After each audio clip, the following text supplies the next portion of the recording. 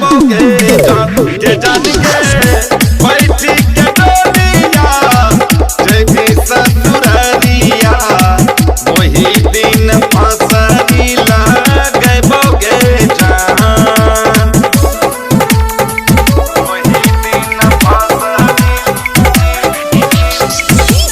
विकास वही दिन फसरी लगे बोगे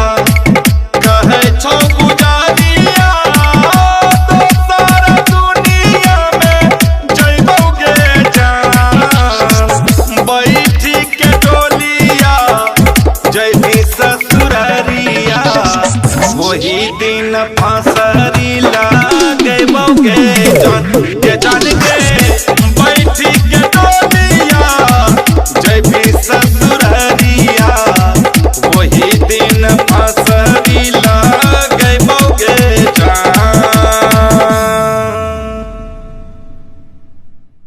मैं सुनील छैला बिहारी आपको प्रणाम करता हूं और आपको बहुत बहुत धन्यवाद हमारे चैनल को देखने के लिए।